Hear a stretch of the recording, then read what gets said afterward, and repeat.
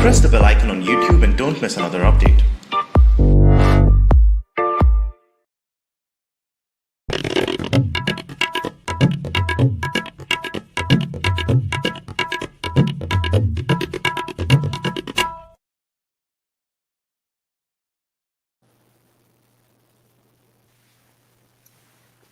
Namaste, everyone.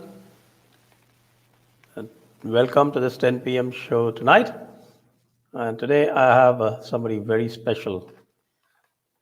I welcome Robert Spencer to the show. Hello, Robert. How are you? Very good, thank you. How are you? Let me introduce Robert's grand project to all the viewers. I think most of you who are associated with Jaipur Dialogues would know about it, but many of you may not know that Robert Spencer is actually heading the project called Jihad Watch. And this is the website, jihadwatch.org. All of you can visit the website. And the most important thing, or the most interesting thing that I like about this website is the daily log that it keeps of all the jihadist attack, and that it is doing right since the day of 9/11. Right since the day 9/11 happened, it keeps a daily log of all the jihadist attacks, all the deaths that take place. Unfortunately, here it is, 38,742 attacks, and since 9/11. So let me ask Robert himself. Robert, what is the motivation behind this Jihad Watch project? Well, I found back in 2003 that I wanted to find a place, because I was writing some books about Islam and Jihad, which of course I've continued to do. I wanted to find a source that would be a repository of all the news of jihad activity around the world, but there was no such source, so I had to start it. And that's really all that it was for, so that there would be a single place with all the jihad news, and we try to post as much as possible, but of course there's always more. You're quite right, but it seems that the policymakers do not seem to want it, because all the what is called the gory reality of jihad doesn't seem to impress them all that much. And the objective facts which are presented by your site, they somehow seem to get lost, and the fake narrative of Islamophobia seems to matter more for the policymakers. Yes, So that's quite right. How are we going to get over that particular, what should I say, that curious contradiction? That's been a concerted and well-executed strategy of Islamic groups in the United States and all over the West, as well as in India and elsewhere. The idea that any honest analysis of how Islamic jihadis use the texts and teachings of Islam to justify violence, any honest analysis of the oppressive aspects of Sharia, Islamic law, would be condemned as Islamophobia, as if it were on par with racism, which of course it's often conflated with, as if Muslims were all of one race, which of course we know is not the case, and anti-Semitism. Now, in reality, there is no form of opposition to jihad violence that Islamic groups in the West will find acceptable. They condemn it all as Islamophobia. And that in itself reveals what the agenda is behind the people who are pushing the Islamophobia myth. They want to silence all criticism of jihad violence so that the jihad violence can advance without any opposition. Oh, you're quite right. And we see that all the time, especially in the West, because at least here in India, we are at least able to talk about it. And maybe that's because of the present government that we have.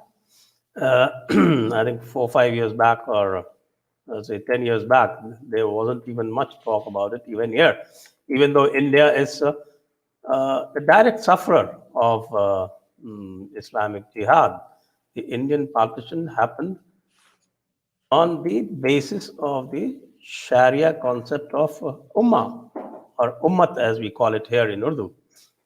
So this Ummah oblique Ummat was the direct inspiration for creating the partition of India. And even after Indians conceded the partition, those people who had actually not asked for the partition, all those people, they got their territory into Pakistan.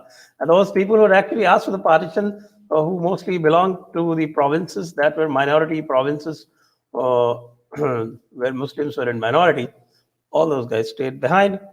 And the idea continues regardless. So I quite agree with you that all kind of artifices or all kind of methodologies are being used by the Islamists to suppress any talk about it. So that point well taken, Robert. Let's talk about the past of jihad. And I don't know whether you have studied, though I've been hearing you talk about the forms of jihad in India as well, especially against the Hindus.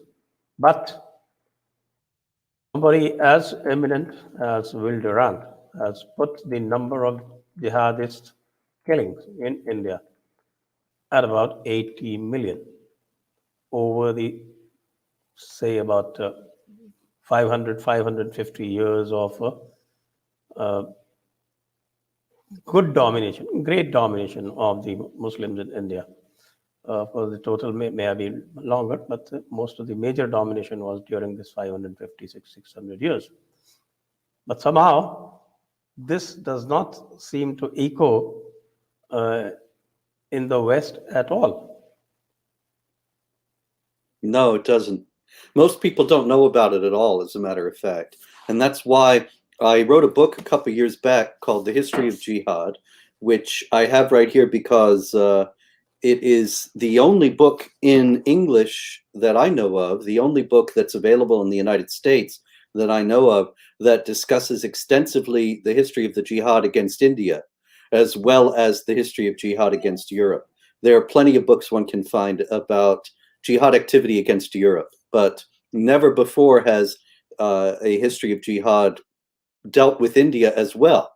And most Americans have no idea that any of this happened and tend to have no historical sense at all, as a matter of fact.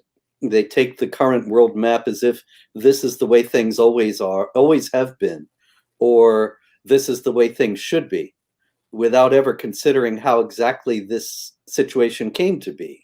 And so when it comes to the partition, probably most Americans don't even know that it happened. And those that do consider that it was a historical inevitability given the nature of the communities involved. They don't realize the Islamic supremacist and jihadist aspects of it. They don't realize what you were just discussing about the Ummah being the supranational, beyond national unity of the Muslims that requires them to reject the authority of any state that is not ruled by Islamic law. And this is why, of course, it was utterly predictable in 1947 and 48 that Pakistan, once it was established, would ultimately impose Islamic law, even though it was not established as a Sharia state, because the idea of an Islamic state, or a majority Muslim state, I should say, the idea of a majority Muslim state being ruled not by Islamic law is always unacceptable to Islamic clerics who then inculcate this same point of view in their followers. And so we see all the Muslim countries in the world today that do not implement the fullness of Islamic law being under tremendous pressure from within, from those Muslims who believe that they have no legitimacy if they don't implement Islamic law. And because Islamic law mandates warfare against unbelievers, India is also continually threatened by jihad violence because Pakistan and Bangladesh, they're not enough. The mandate of Islam is the entire world. And so India has no legitimacy, it's not an Islamic state, and has ultimately to be destroyed and an Islamic state established in its place. Well, yes, you did write about it. I have your book, and I can see all the chapters. This is chapter 3 of your book, The Jihad Comes to Spain and India. You mentioned this. Well, you also mentioned, I think, one of the more interesting chapters in this, while dealing with the past, you bring it to the present, and you have this chapter 10, the last chapter of your book, that says the West loses the will to live. So is that the present that we have, at least in the West? We'll talk Yes. about India after this. Unfortunately, that is the case. The Islamic advocacy groups have been extraordinarily successful in pushing the Islamophobia myth in the West. And so they have many people, if not most people of both major political parties in the United States, believing that any criticism of jihad violence, as I explained before, is Islamophobia and thus must be rejected. That any criticism, any opposition to jihad terror is racism and thus has to be rejected. The president of the United States, right after 9/11, George W. Bush, he started all this in motion when he went to a mosque on September 17th, 2001, the big mosque in Washington, D.C., and he was standing with Muslim leaders, including Nihad Awad of the Council on American Islamic Relations, which is linked to Hamas. And Awad has actually said he supports Hamas. He said that back in 1994. And Abdurrahman al-Amoudi, who is now in prison for financing al-Qaeda. So he's standing with these men thinking that they're moderate and peaceful. And he says Islam is peace. And this made it extremely difficult because it wasn't just an isolated statement, but an expression of a policy imperative. This made it extremely difficult for the United States government to deal adequately with the ideological foundations and motivations of jihad violence, because it takes you right back into Islam. And that's where government officials did not want to go. And then in 2011, Barack Obama, the next president of the United States, actually oversaw the removal of all mention of Islam and jihad from counterterror training. So that ever since then, including during the Trump administration, if you were to join the FBI or the CIA or the Department of Homeland Security and they would train you about terrorist threats, you would never learn a thing about Islamic jihad. So our agents, for the most part, unless they have outside knowledge, they have no idea what they're dealing with or how properly to deal with it. This is just a ticking time bomb that is eventually going to go off and cause great havoc within the United States. It's the same thing all over Europe, the same kind of denial and obfuscation. Every time there's a jihad terror attack in Europe, then the leaders of the various European countries race one another to say how Islam is peace and has nothing to do with it. None is willing to deal with the ideological roots of the problem. And that means that the problem will continue.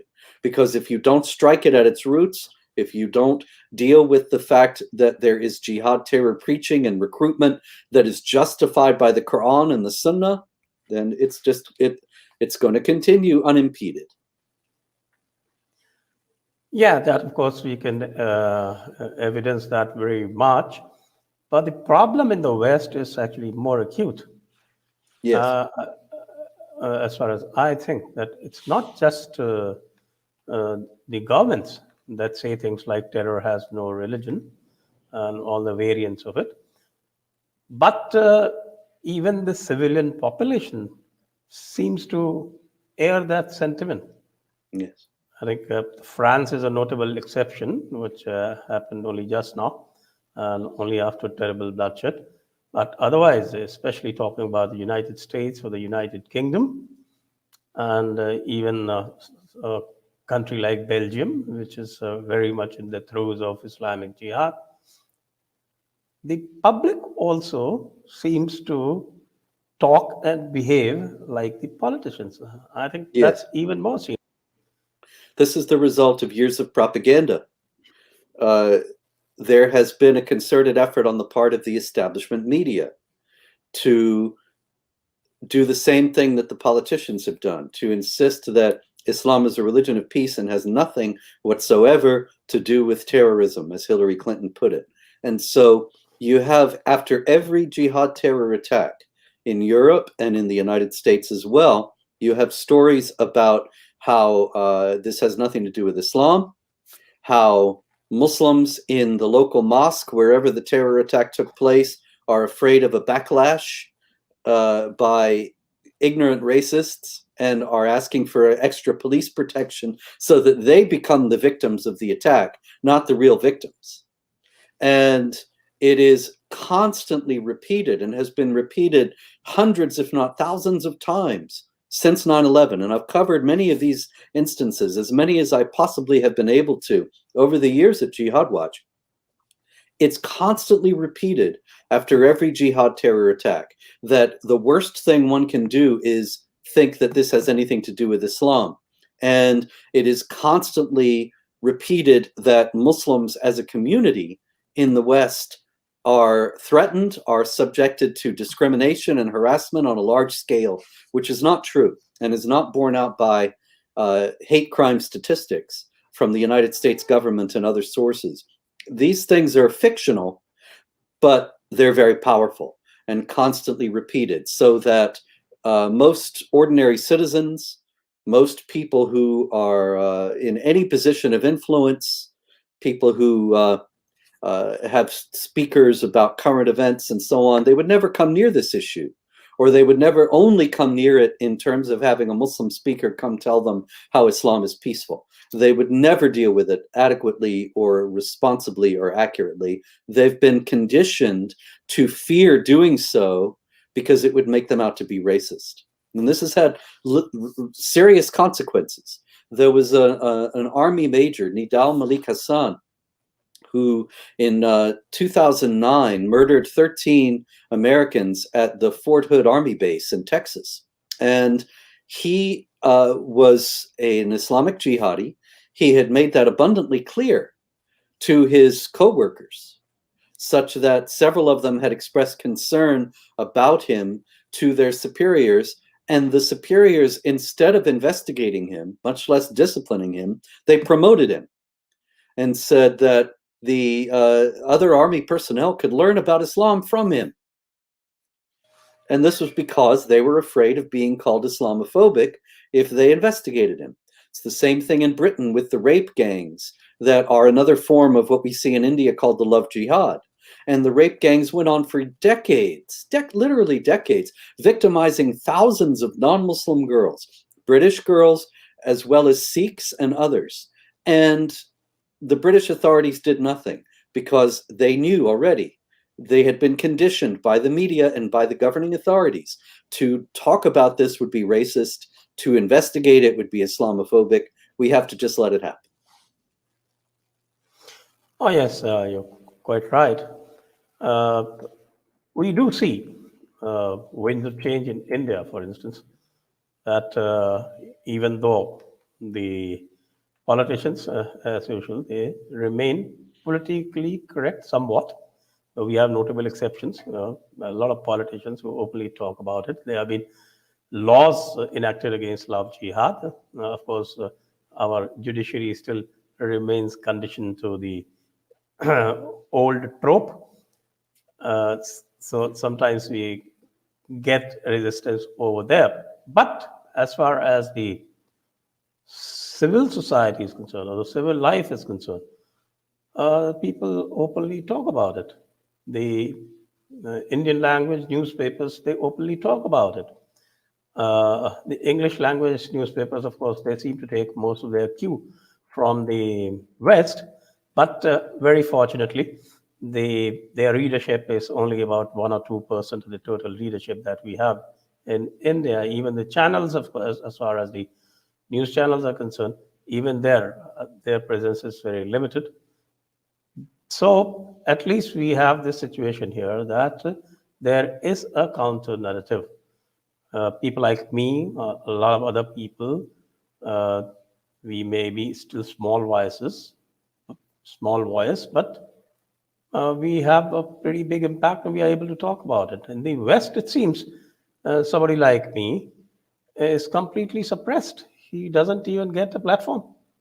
Am I That's right? correct. Yes.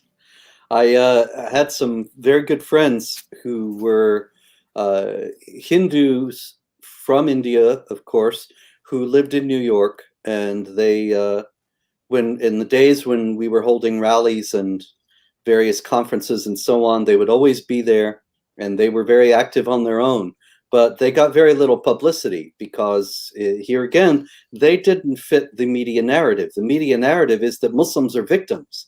When they would explain how Muslims had perpetrated various atrocities against against Hindus, not just in India, but also in Pakistan and Bangladesh and Afghanistan, then the media doesn't want to hear about this. And so they were small marginalized groups without anything like the influence that they should have had. Oh, you're quite right. And then there's, of course, this whole business of ignoring the worst sufferer of jihad going on at present, and that is Africa. Yes, I think that's right. nobody talks about it. Even in India, people don't talk about it. Talk about the jihad in Africa. They do talk about France. They do talk about some uh, other places. Of course, Bangladesh and Pakistan atrocities on Hindus is a big talk here. Um, in fact, the CAA, the Citizenship Amendment Act, was partly a response to that kind of narrative that got built over the years by people like us. But Africa, it seems it doesn't exist. That's right. And talk about racism. It's, I think, more present in the unwillingness of any of the establishment media in the West to report about jihad activity in Africa than it is in the places where they're claiming to find it these days. Jihad violence is raging unabated on a virtually daily basis. Non-Muslims are being victimized in Nigeria. In Mozambique, the Islamic State has seized some territory in the Cabo Delgado region and is actually establishing a new caliphate there. Farther to the north in Somalia, also in East Africa, there is jihad activity on practically a daily basis. Meanwhile, the French are fighting against Al-Qaeda and ISIS in Mali and other places in North Africa. And people don't really have, generally in the West, they don't have any idea that any of this is happening. And yet thousands of people, hundreds of thousands of people are being victimized. No fewer than 670,000 people have been displaced from their homes in Mozambique as a result of this jihad violence. And yet you never hear about this at Western media. You have to go to Jihad Watch. Oh, okay, quite right. And of course, we're talking about displacement. We have had this instance in the 1990s when 300,000, 400,000 Kashmiri Pandits were displaced. And even today, the West is more likely to talk about internet stoppage in Kashmir than about the displacement and the ongoing displacement of these people who were the sons of the soil of Kashmir, the original inhabitants of Kashmir. Originally, it was a completely Hindu state, and it was got Islamized over a period of 600, 700 years. And those original residents, original population of Kashmir was brutally displaced. And all the West can talk about is, well, they're not getting internet. If they're getting internet, they're not getting 4G. And if they're getting 4G, maybe, well, the 4G speeds are not good enough. So that actually puts this whole business to complete shame. But then, how do we shame it? That's the question. It's even worse because in the West, in the United States, there is, for example, Rashida Tlaib, the Muslim congresswoman, who has come out in favor of the jihadis in Kashmir, who are continuing the jihad that you just mentioned. And recently there was I forget her name, but there was a spokesman from the Biden administration who briefed the press, a Muslim woman who was wearing a hijab as she briefed the press. And this was hailed as a great sign of tolerance and broad-mindedness and multiculturalism and so on by supporters of the Biden administration and by Islamic advocacy groups and spokesmen in the United States. But nobody mentioned that this same woman is also a supporter of the Kashmir Jihad, and nobody seems to mind because here again, the dominant media narrative is that Muslims are victims, and so anything that contradicts that is simply ignored. Well, the way things are, they look grim enough. What do you think this jihad is going to be like in the future?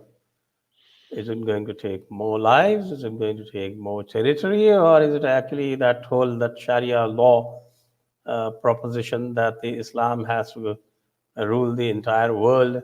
You think it is on its way? Well, I don't think Islam and Sharia will ever rule the entire world, but I do believe, unfortunately, that there will be a great deal more bloodshed and a great deal more seizure of territory by Islamic jihadis.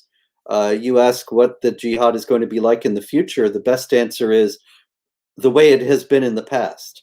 Because if there's any lesson from the history of jihad, is that it doesn't change. There has not been a change in Islam, a reformation in Islam, some kind of reform movement, a movement toward peace. Jihad rather has always been going on for 1400 years all around the world. And for the most part, it has not been pushed back. And so it will continue to advance.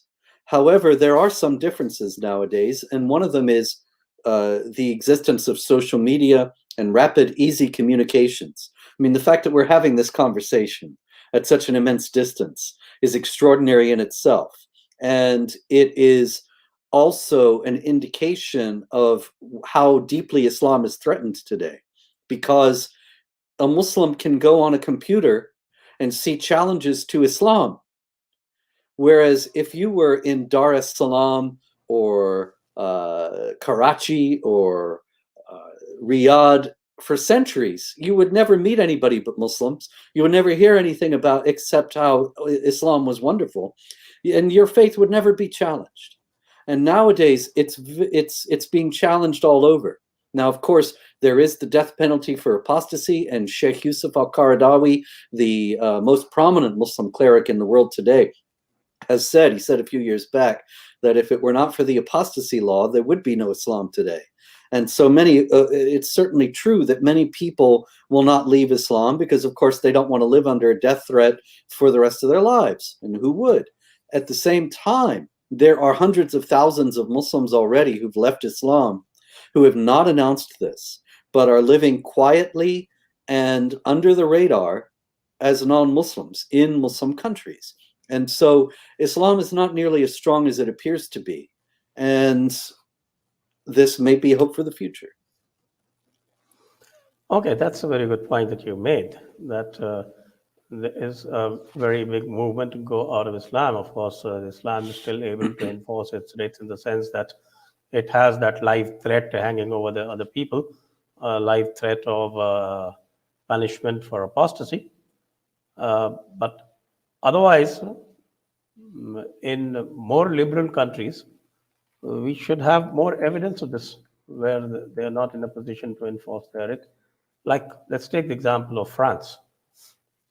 What has happened in France over the last few months? Don't you think it is quite remarkable? And don't you think that is the way forward? Yes, it's certainly to some degree the way forward. There's some developments in France that I think are rather unfortunate. One is that while Emmanuel Macron, the president of France, has spoken very strongly about the need to counter what he calls Islamist separatism, at the same time, the group that he put in charge of this effort is a group with ties to the Muslim Brotherhood, which wants Sharia around the world. So here again, the French authorities, like authorities all over the West, they don't know what they're dealing with, and they don't know who to trust. But at the same time, France has enraged Imran Khan, of Pakistan and many other Muslim leaders, because it is standing up strongly in a way that Western countries have not done, and said that there will not be the spread of Sharia in France, there will not be Islamization in France. And that is extraordinary. That is indeed the way forward if France and if the West and if the rest of the world wants to preserve free societies that do not implement Sharia. Then at a certain point they have to draw the line. And so it's an extremely heartening development, and we hope that the French will follow through and not back down. But they're under enormous and extraordinary pressure, and it's only going to increase from people like Khan and Recep Tayyip Erdogan of Turkey and others, trying to intimidate the French into dropping their counter-jihad measures under the pretext of the idea that they're racist and Islamophobic. Okay, related question to this. You think this, the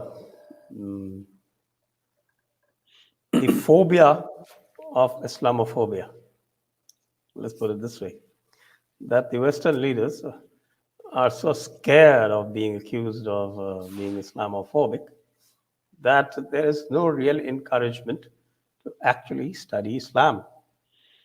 I think anybody, I can tell about myself, that I got alive to this situation only after I started reading the Islamic texts. And the first thing that comes to you the moment you start reading the Islamic text, you say, what the hell? What do you mean? What are they talking about? And in fact, it's so unintelligible in the beginning, especially if you start reading the book, that is the main book, then it is completely unintelligible. You can't make head or the tail out of it. But then some people tell you that, okay, you need to read the exegesis, and you have to read the companion volumes of the Hadith and the Sirat. And when you read them, and when you come to know about Islamic history, and then of course these days there are also a lot of research about how exactly this whole thing panned out, and whether it is real or fiction. Anyway, leave that aside. We take the Islamic narrative about themselves, or what is called the the standard Islamic narrative, at its face value. Even if we take that at its face value, go and look deeper into their literature, you start wondering whether you are talking about some kind of a civilized people, or is it something that takes you back to the pre-medieval ages, not even pre-medieval, maybe to the pre-Holocene, that kind of a situation. All it takes is, I think, if we can encourage a lot of people in the West to read up these texts, just the text. I say, okay, don't read Robert Spencer's History of Jihad. It might be Islamophobic. But read a standard version on Quran, the Hadith, and the Sirah together. I think, is that asking for too much? We could, in fact, say that, okay, that we are trying to spread Islam. Well, the reality of Islam. It would certainly be a good thing if large numbers of people, non-Muslims around the world, read and familiarized themselves with the contents of the Quran and Sunnah. But you're right, it is very difficult to understand, very difficult to follow. It's kind of ironic because Muslim spokesmen in the West, if you quote the Quran, will routinely say, oh, you're taking it out of context. Anything, if you quote, kill them wherever you find them, which is in there 3 times, or when you meet the unbelievers, strike the necks. They'll say, oh, you're taking it out of context, as if there's some context in which kill them is okay. But even worse than that, there isn't a whole lot of context in the Quran.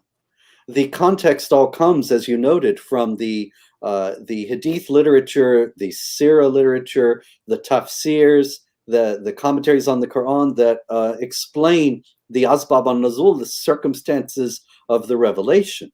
The difficulty that people have then, if they say, I'm going to read the Quran is that they can read it and it's very easy to miss the very, very problematic verses in it. For example, most of the English translations of the Quran, when the Quran says jihad or some verbal form of the word jihad, to wage jihad, the English translations will say strive hard in the way of Allah. Well, strive hard in the way of Allah, that sounds like go and pray or read your Quran. People don't realize that means take up arms and fight against unbelievers. And so the translations are in many cases deliberately misleading and can make people think that the text is less threatening than it is. Whereas if a Muslim reads a verse that has jihada in it, the verbal form of jihad, he understands that jihad in the way of Allah has always meant in Islamic theology warfare against unbelievers. So actually, later on this year, I'm just finishing up an edition of the Quran called the Critical Quran, which will feature a new translation of the Quran that is clear, that actually says what it says in the Arabic. And when it says jihad, it says jihad. It doesn't say strive or struggle. And that it also contains commentary that explains what is going on. So I understand you telling people not to read my work, but at the same time, it is important to read Quran in a way that you understand what's going on in it. And so if you get my Critical Quran that's coming out later, or any other book that explains the Quran that is written by someone who is not just trying to deceive, then this is altogether salutary and important. I find it ironic sometimes when people burn the Quran in the West, because I would rather they read it and understand it and be aware of its implications. That's quite right, actually. I have no intentions of telling people not to read your work. In fact, I'm reading it myself, so how can I tell others not to read it? But the point is that some people who get alarmed by the situation, okay, Sure. because you have a reputation, and people might say, okay, Robert Spencer is Islamophobic. So, okay, don't read Robert Spencer, but read the Quran. Oh, I understand your point. It's worth noting at this point, however, that anyone who speaks honestly about jihad violence and about its ideological roots is branded as Islamophobic in order to try to intimidate people into thinking they better stay away. And it's a very clever tactic. It's been very effective, but there's no substance to it. This is not about individual people who may be very fine people. This is about an ideology that is violent, expansionist, authoritarian, brutal, misogynistic, everything else. You're quite right. In fact, I have been carrying out this little campaign. Every time I tell people, read. And that's the first verse of the Quran. Read in the name of Allah. Iqra. So read the Quran. Read the Quran along with its attendant explanations, the hadiths. And when people start reading, and we have a lot of discussions, they get absolutely scandalized. Yes. And they get scandalized, and as you said, the context to it. In fact, if you look at the context of the Surah 109, Al-Kafirun, where it says that to you, your religion, and to me, my religion, which is often cited as a tolerance verse. And if you actually know the context, then you would come to the conclusion that there can be nothing more intolerant than that, because that is actually a rebuff to the offer from the Quraysh to come to some kind of an understanding whereby Muhammad stops abusing their gods and they come to some kind of an understanding. And he refuses. He says, no, Yes. To you yours, to me mine, and I have a full freedom to abuse your gods. You're quite right. That's where the context gets missed. It's interesting to note that people read these things, yes, you're right, and they don't understand that these things, the Islamic traditions explaining these verses, make it clear that when the Quran is calling for tolerance, or when Westerners believe the Quran is calling for tolerance, as in Surah 109 that you cited, it's actually calling for tolerance of the Muslims. That is, the non-Muslims are being demanded it is being demanded of the non-Muslims that they be tolerant of the Muslims, whereas tolerance is never extended in the Quran or in Islamic tradition as a whole to the non-Muslims. It's only one way. It's the same thing with interfaith dialogue. You know, the Christians in the West are very, very committed to interfaith dialogue. As we're discussing this now, the Pope is meeting with the Ayatollah Sistani in Iraq, the Shiite leader, and they think that this is going to do some good. When actually Sayyid Qutb, the Muslim Brotherhood theorist in Egypt in the 20th century, said that we want to build bridges with the kafirun, with the unbelievers, but the bridge is a one-way bridge. It is designed to bring them into Islam. And of course, the non-Muslims who pursue this dialogue have no idea that this is what's happening, but that is what's happening. That is exactly what they're being subjected to. I don't know, there hasn't, I think, what is called in Sanskrit, it is called Purva Paksh, that is a critical analysis of the adversary. That seems to be lacking very much. And in fact, even in India, it is unfortunate that it was done as far back as in 19th century by Swami Dayanand. It's a wonderful analysis of Islam. And that got lost somewhere. It is being revived only now. So that's something that we need to encourage people. I think only then the future can be brighter than what it is at present. So that was very interesting. And now I think we've got a lot of questions. That's going to take up some time. So I'll stop at this point, and we will go into the question and answers of the audience. I think they're very, very keen to talk to you through this medium of Jaipur Dialogues. Excellent. And before I go into that, I make my routine request to please support our initiative, to like the video, to share the video as much as possible, also to subscribe to the channel. Let's go to the questions and answers. Press the bell icon on YouTube and don't miss another update.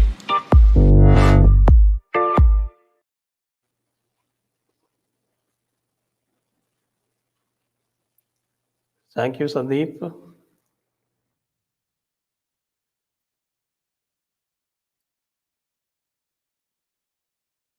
Let's have the questions coming, please.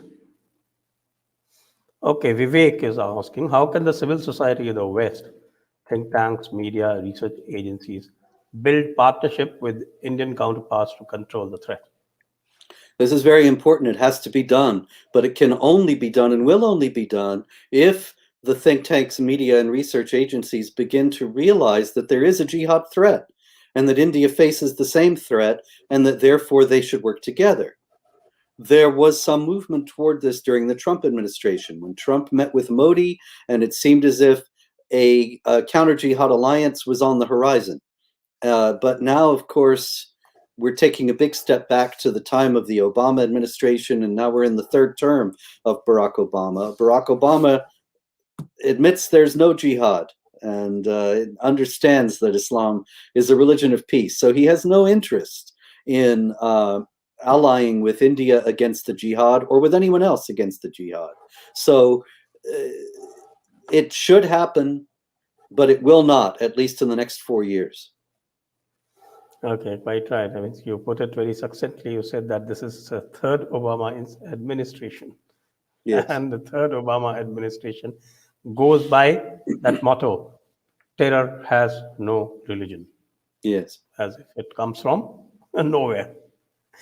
In fact, this is a very interesting conundrum, that the world leaders, Obama types, they seem to blame the individual Muslim and they seem to absolve Islam.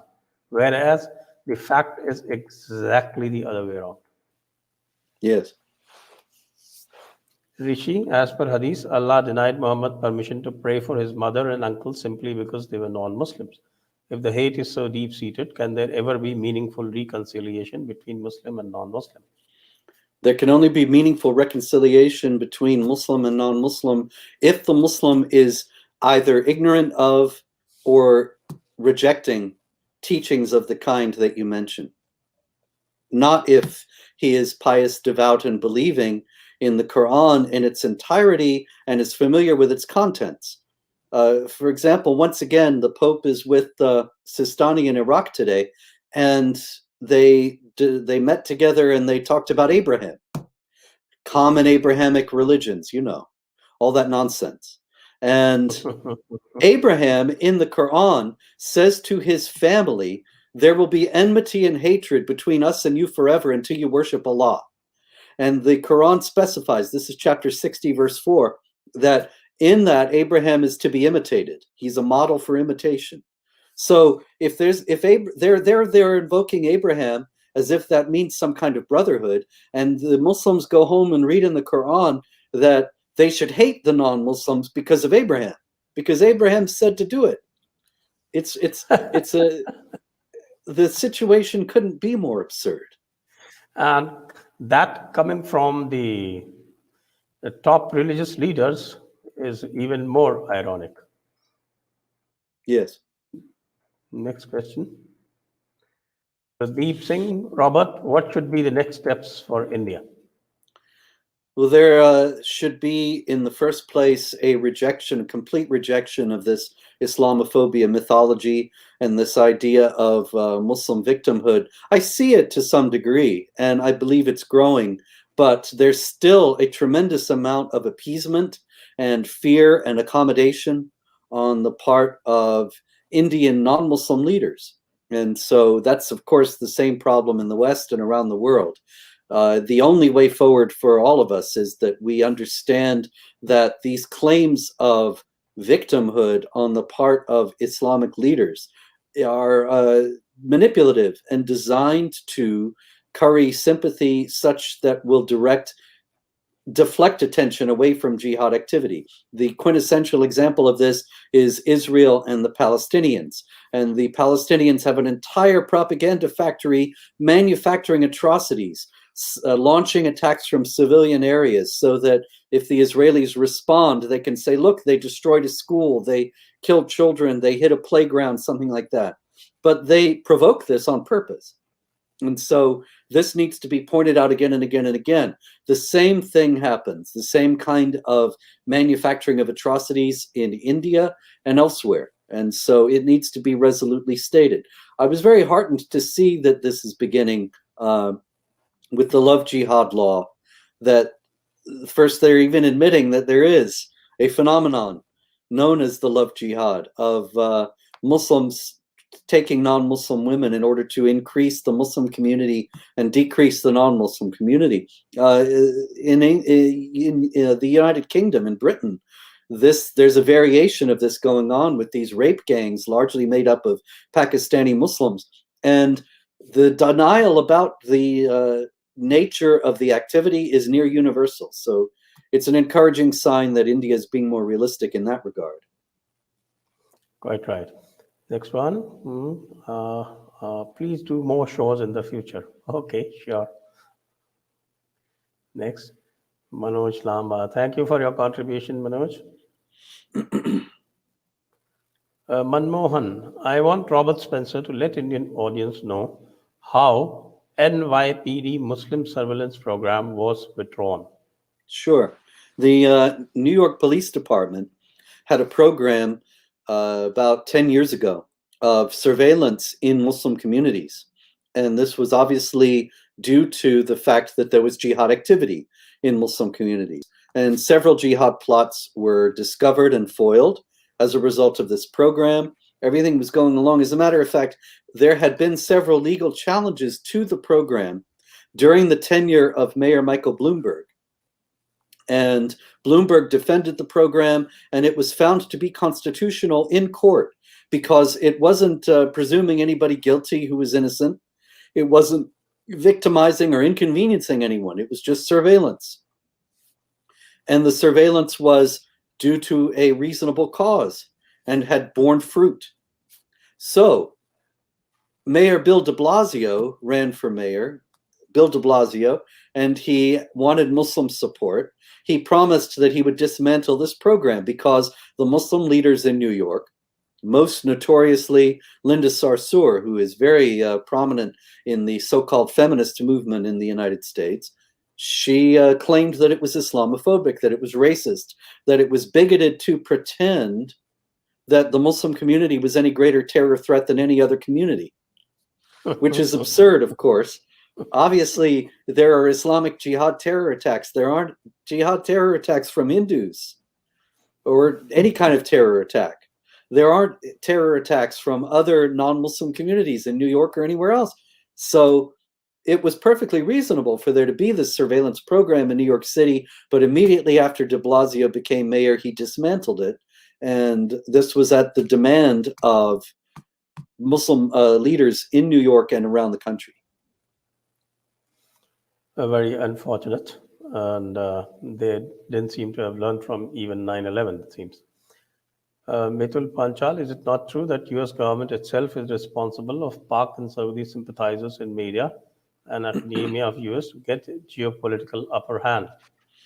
Well, there's no doubt the US government is deeply, or I should say, these Pakistani and Saudi sympathizers are deeply embedded within the US government and are highly influential in it. A few years back, during the first Obama administration, there were several Islamic groups, the Council on American Islamic Relations and the Islamic Society of North America, both of which have ties to Hamas and the Muslim Brotherhood. They were having contact with the Justice Department in the United States.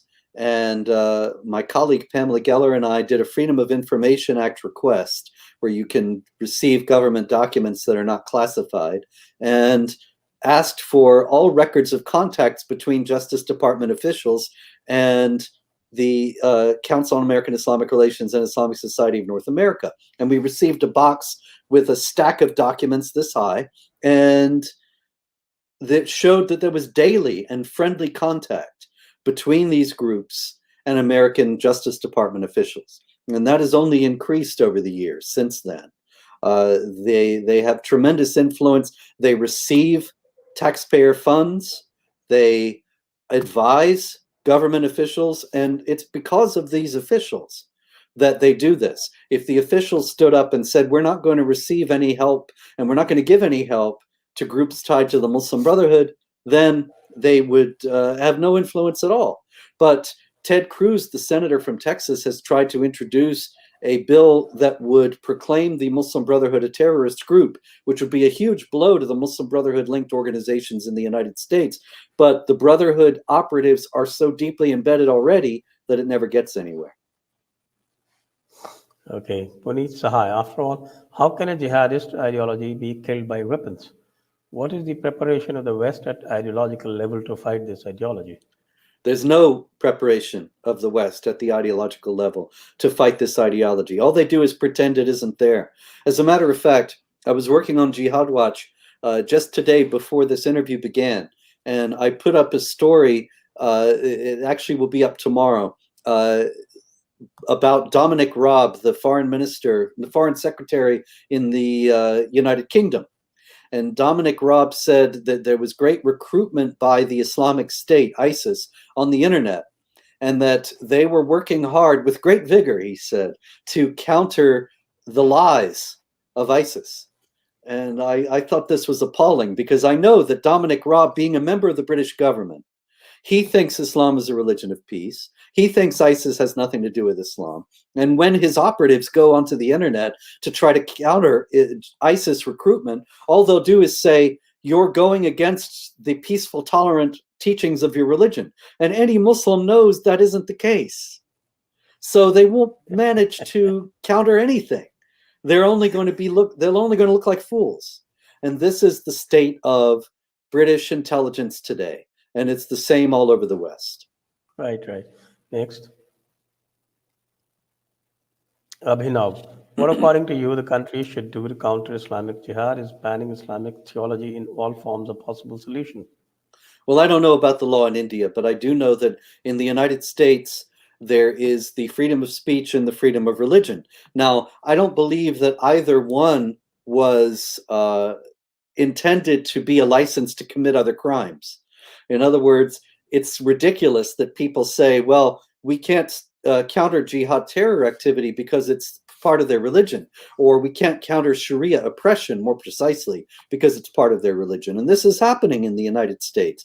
There were 2 doctors from the Dawoodi Bohras in India who were in Michigan performing female genital mutilation, and they were arrested. But then the judge threw out the case saying it's part of their religion. You can't prosecute them for exercising their freedom of religion. I believe that's a misuse of the idea of the freedom of religion. It's not a license to violate other laws, but I do not believe that Islamic theology can or should be banned. I think that instead, if we simply enforced the other laws that people who follow Islamic theology break, then a lot of this problem would go away. In other words, if the laws against female genital mutilation were enforced and those doctors had been convicted, that would have gone a long way toward deterring this practice in the United States. And if laws against polygamy were enforced, which they're not generally among Muslims in the United States, then a lot of jihadis would have been caught. A few years back, there was a man, actually the son of a very prominent Muslim imam in the United States, Siraj Wahaj, and his son, Siraj Wahaj Jr., started a jihad training camp in New Mexico, where he was training children to become school shooters. And he had more than one wife. The authorities knew he had more than one wife, but they did nothing because it's not a crime they're interested in prosecuting. If they had done so, however, then Siraj Wahaj would not have been free to start a jihad training camp in New Mexico. And this is the same story all over. What we need to do is stand up for our own principles and our own laws. And if we do that, then a great deal of this problem will go away. Because another thing is, the Islamic jihad proceeds by intimidation. And even when it's peaceful, it proceeds by intimidation. It proceeds by calling people racists and Islamophobes, and they get scared because that can kill your career. It can give you this terrible reputation. People think that something wrong with you, that you're some kind of a hateful person on par with racists who hate black people or something of this kind. And it's the people get scared. It works on intimidation. So the only thing to do when faced with intimidation is to stand firm and refuse to back down, refuse to be intimidated. But very few people are willing to do that today. All right, okay. In India, of course, we have certain restrictions to this freedom of religion that takes care of these kind of situations. Next question. Sanjay, with respect to Kashmiri Pandit's flight, we can't blame West for apathy when Indian government itself calls them migrants as if it was voluntary instead of as victims of jihad at demand of Kashmiri Pandits. Well, that's baggage of history. That appellation still stays, but then you must look at the nature of change of discourse that has happened after the abolition of Article 370. Since this question was asked to me, I responded. Next one. Puneet Bhargava, Namaste Robert. What should India do to showcase past sufferings, oppression, atrocities against Hindus by Muslims and their fake victimhood to the West, particularly to policymakers and academicians? The problem is access. There's an abundance of information.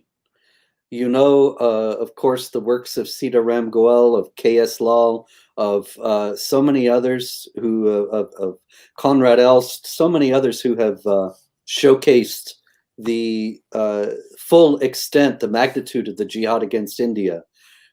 And also my own book, The History of Jihad, if you'll pardon my mentioning it. But policymakers and academicians have to be willing to discuss these matters.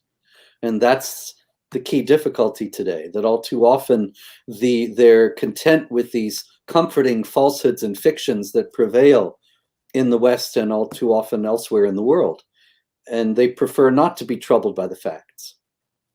Right. Next.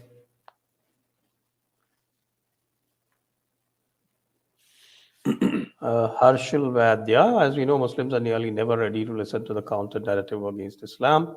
what's the best way to somehow get them to listen?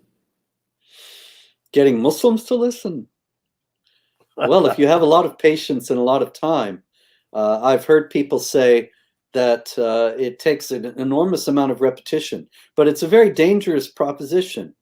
You know, there's a death penalty for criticizing Islam in Islamic law.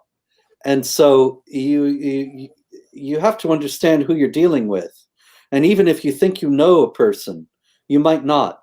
For example, one of the Boston Marathon murderers, jihad murderers, Tamerlan Tsarnaev, he had Jewish friends, and they thought they were friends, but he turned around and murdered them on September 11th, 2011, I believe it was, or 2012, just a few months before the Boston Marathon attack.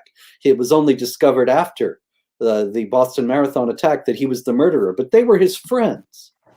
And so I'm not saying that a Muslim can never be your friend, but you should be extremely careful and understand that criticism of Islam can be extremely touchy for Muslims. So the best way to approach it, perhaps, is simply to ask questions.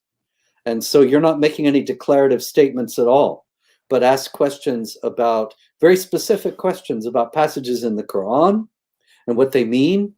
What does it mean, strike the necks of the unbelievers? Under what circumstances? How is one to understand this if one is a peaceful, wonderful fellow like you are, and so on? How can one understand in history the actions of Aurangzeb or Jahangir or some of the other Mughal emperors in India? What is one to do when faced with this information? And then if they demonstrate a good faith answer, a willingness to deal with the truth, then you can go from there. All right.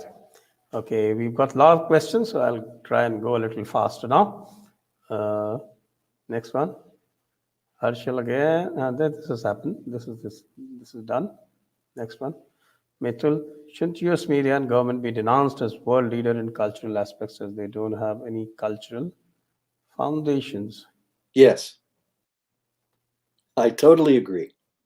Okay. Pat Broad, how can anti-jihadi forces all over the world unite to counter global jihad and global left alliance? Well, Sanjay and I are doing that right now. And that's the kind of thing that needs to be done. And mutual discussion can lead to mutual action. The situation is very difficult right now with the United States apparently in the process of attempting to criminalize political dissent. And so I don't know what kind of freedom of action we're going to have, even in just a few months. But in the first place, the fact that we're making contact is a positive step in the right direction. Right.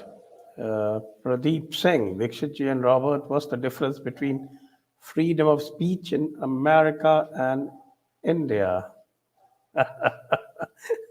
I think Robert can answer. I was hoping you light would. of the recent developments. Well, as far as India goes, you'll have to answer. But in America, the freedom of speech is very seriously under threat today.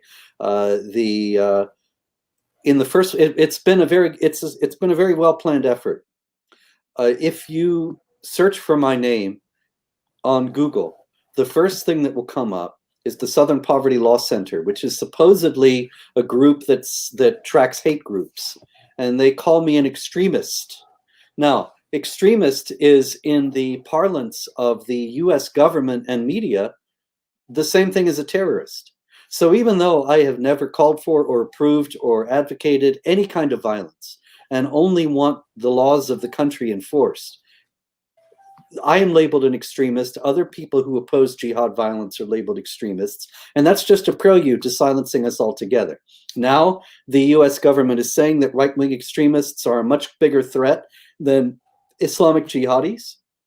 And so it's easy to see what's coming. It's just very hard to know how to deal with it. So freedom of speech in America may be gone very soon. And people say, well, no, it's in your Constitution. Sure. But all they need to do is have a challenge go to the Supreme Court. A law restricting the freedom of speech in the guise of restricting hate speech, which is an entirely subjective evaluation. and then the Supreme Court votes and says it's all right, and that's it, it's over. And that's very close to happening because President Trump's Supreme Court appointments have been big disappointments, and the left has a big majority on the US Supreme Court. So freedom of speech is almost a matter of history. Exactly. Left talks about freedom of speech only so that it can completely do away with it. Yes. Well, in India, things are not that bad. We have a lot of freedom to speech, and especially for the last 6-7 years. Though, of course, Maybe the I left would should have move. us believe that it is gone. But if Yeah. left says it is gone, you should take it the other way around, always. Good. Mehrotra, is there a distinct possibility of implosion of Islam in the light of the information revolution and social media, particularly in the subcontinent? Will it be intrinsically linked to breakup of Pakistan? Yeah, it could happen. Islam has never been challenged the way it is today.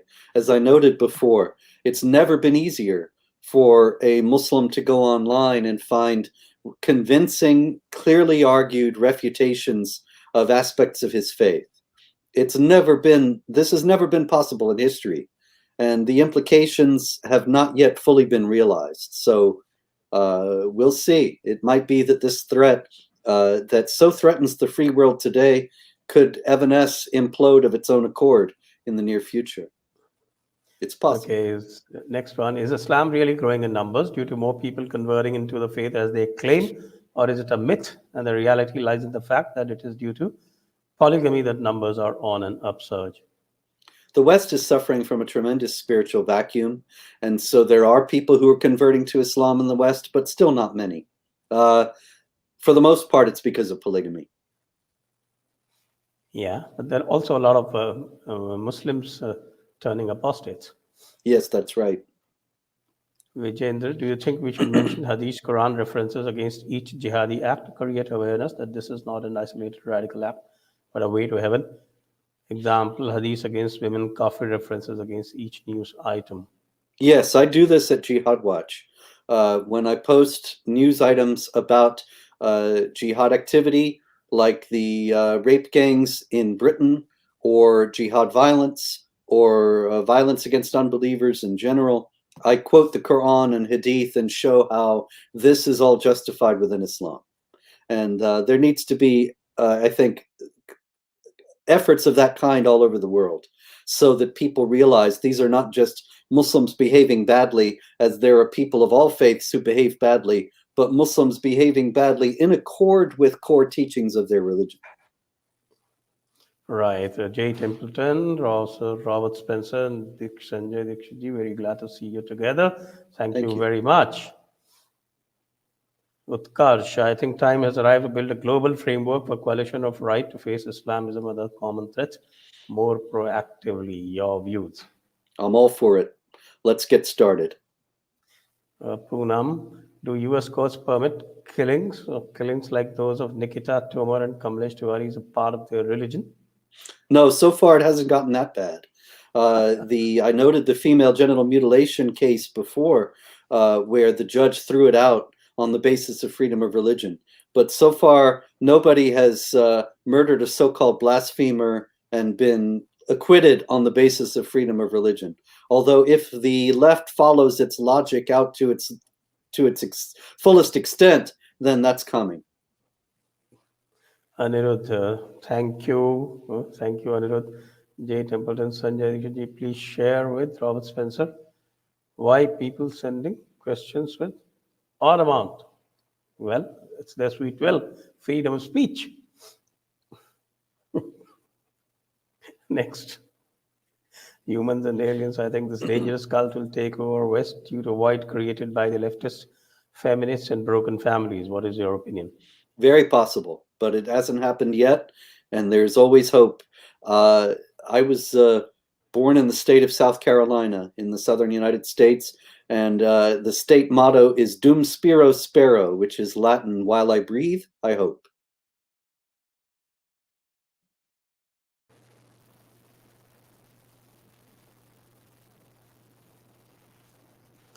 Mitchell Panchal, how to counter people like outrage Trushke? Tell the truth. She's lying. She is relying on the ignorance of those who hear her. And so you have to refute her lies whenever possible. And that means if you see that she is speaking somewhere, then contact those who are hosting and publicizing the event and show how she's not telling the truth.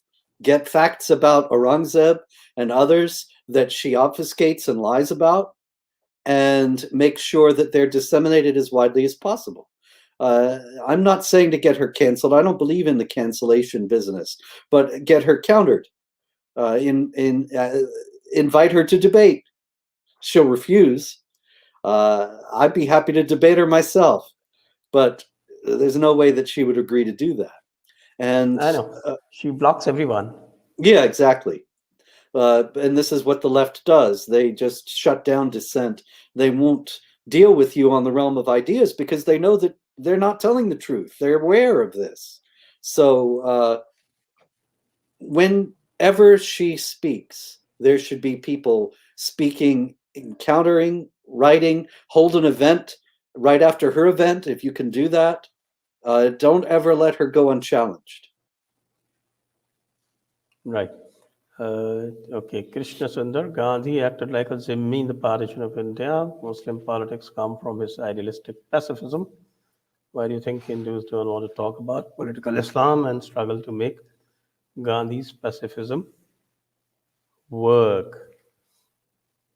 Well, I think we are out of that spell, if I am permitted to say that. Certainly out of that spell, not in that spell any longer. And I can recommend my own book, Unbreaking India, if you really want to go into those narratives that made this pacifism and that made partition possible. Okay, next one. Krishna Sundar, an attack is a single event, but jihad is a 1400 years ongoing process. Quran 8.12 says terror is a part of jihad. Why did USA record 9/11 as a terrorist attack? It's a terrorist attack as opposed to jihad because the United States doesn't recognize that there's a jihad. The United States buys into, as I've already explained, these fictions about Islam. So jihad, as far as the United States government is concerned, is a spiritual struggle within the soul of the believer to conform his life to the will of Allah. It doesn't have anything to do with violence. And so it's an interesting thing that terrorism arose as a euphemism for jihad, and now extremism is a euphemism for terrorism. And the words keep changing, but it's all designed to cover up the fact that there is jihad violence that is rooted in Islamic texts. And now, by way of labeling foes of jihad extremists, to silence us rather than the jihadis. Right. J, Islam, more than just theology, is about its economic, political, and social systems. Breaking the grip of these systems and replacing them with other alternatives would also take the wind out of its sails. I think he's referring to things like halal and zakat. Yeah, well, that's another problem in the West, that there's very little understanding of the implications of these things like halal. A few years back, Pamela Geller and I went to the Food and Drug Administration to try to get them to label halal meat halal, because right now there's a great deal of meat in the United States that is sold that is halal that people don't know is halal, and a lot of people would not want to buy it if they knew that it was. But the FDA ignored our request after they had a meeting with us, so they put us off, and we never heard from them again. Well, but the halal movement, the anti-halal movement, is gaining ground in India. Good. That's good news. Thakur Rohit Jairaj Singh, I just now searched through Jihad Watch and got more information than any of Indian newspapers, including Sudarshan News, on your site. Thanks a lot. Thank you. So that's an approval rating. Vijayendra, many American Christian lobbies are busy with conversion activities in India. Are they not interested in countering jihad in their own lands? No, they're not. They don't have any idea either. I see this frequently, that Christian groups in the West, in the United States in particular, they hold conferences and they invite Muslim spokesmen to talk about Islamophobia or any some of this other nonsense and how Islam is a religion of peace. Very few Christian groups have any idea of what they're dealing with. If any. Do you think the French model of tackling Islamists by Macron is the best way of tackling these people in the modern era? We'll see. It's too early to tell. Okay. Chaitan, whenever someone calls out jihadis, American Democrats come up with listen to insider narrative, while the same is missing in case of full-blown Hindu phobia. Your views? Yeah, this is true, because the Islamic advocacy groups in the United States have tremendous influence and power, as I discussed. And so the Democratic Party is completely in their pocket, and they always just parrot their line. Whereas Hindus don't have that kind of influence in the United States government. So it's a lot easier to criticize them and not feel as if you're going to receive any political backlash as a result. And so politicians, because they're self-serving, self-centered, and short-sighted, they will readily sign on to condemnations of India in order to please Muslim groups, whereas they would never sign on to condemnations of jihad groups in order to please Hindus. And it's because the Islamic advocacy groups have mastered the art of manipulating American politicians. Next. So, Dant, in Islamic countries, you won't see any leftist and vice versa, but they have a convenient nexus destroying every democracy. Can victory be achieved without breaking them apart and exposing them? No, exposing them is what I've dedicated my life to, why we're having this discussion now. This is absolutely essential. It's interesting to note, though, that leftists are allied with jihadis all over the West, and that's probably something they're going to regret. And I take as the primary example of that what happened in the Islamic Republic of Iran. And the Tudeh party, the Marxist party in Iran, favored Khomeini, supported Khomeini. And when the Islamic Republic was established, Khomeini threw them all in prison. And it's likely that that's the same thing going to happen in Europe and North America once the left takes over, once they destroy their opposition, as they're trying to do now. Then they'll find that jihadis are not so easy to contain as they thought. Woman, white widow, is alive or neutralized?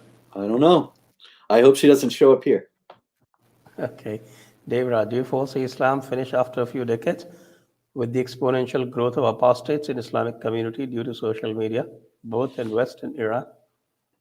It could happen, but I don't think that we should put our hope on it and sit back and wait for it to fall in. It could happen, but Islam has been going on for 1400 years. And the same imperatives of jihad are still in place. So even if there were large-scale apostasy in a public way, as there's never been in history, then there will still be jihadis. There will still be others who are true believers. And so it's not going to be finished in a few decades by any means. Utkarsh, again, Arawat, your view on the steps taken by Polish and French admins against radical Islam. Is it sufficient, and should others follow? Is it high time? It's not sufficient, but others should follow. There's more that should be done. I explained that the French aren't going far enough. They're dealing with people who hold to the same ideology as those they're trying to counter. But it's certainly some positive steps in the right direction, and I hope all the Western countries follow. Why Muslims see every belief system as extension of their belief system? They say Islam is the oldest religion by quoting Adam, mentioned in the Quran as Prophet. Okay. The Quran, as you noted, the Quran says this, and the Hadith make it even clearer that all of the biblical prophets and figures going back to Adam were Muslims who taught Islam. And the Quran explicitly says in chapter 3, verse 67, Abraham was not a Jew or a Christian, Abraham was a Muslim. And so if all of the prophets that the Jews and Christians respect were Muslims, then Islam is obviously the primary religion of the world, at least as far as they see it. And the religions of Judaism and Christianity are perversions of the original teachings of Moses and Jesus.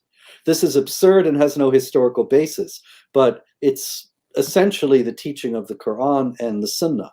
As far as the religions that are not the people of the book, the polytheists, these people, of course, are even more victimized in the Islamic framework. And that is why the jihad against India has always been so brutal. Right. Next one. Will there be any chance of rising of leftists in the Middle East, Iran, and North Africa with decreasing religious influence? We did that already. We had 100 years ago, there was a very decreased religious influence in the Middle East, Iran, and North Africa. As a matter of fact, if you look at photos from Iran in the 1960s and compare them to Iran now, or Egypt in the 1960s and compare it to Iran now, even to Egypt now, or even Pakistan in the 1960s and today, you see women in Western dress and their hair uncovered. And now they're all wearing hijab or niqab or burqa. And even Afghanistan, same thing. So there was a great deal more influence, not necessarily from the left, but certainly from the West, that has receded in the face of challenges from Muslims who said, you are not living according to Islam. This is why Allah has punished you. This is why you're having whatever hard time you're having in your life. You need to return to Islam. And so in Islamic history, there's a pendulum. It swings back and forth. There are times when the Muslims relax Islamic law because it's just as inhumane for them as it is for anyone else. So there are times when Muslims relax it, they don't live by it, and then times when they reassert it. And so we are now in a time of the reassertion, although in Iran, they're growing tired of it again and will likely throw it off in the next few decades. And then after a while, it'll come back again. This is how it's been for all these centuries. Rahul, your views on Chinese way of tackling Islam, that is the treatment to Uyghurs. Well, that's absolutely unacceptable. The Chinese communists are being completely inhuman and are being brutal and unjust. And that is no more acceptable toward Muslims than it is toward anyone else. And so while I am completely against jihad, I'm also completely against the Chinese communists and thus completely against their treatment of the Uyghurs. If we become as brutal, if we become as inhumane as the jihadis in countering them, then what's the point of countering them?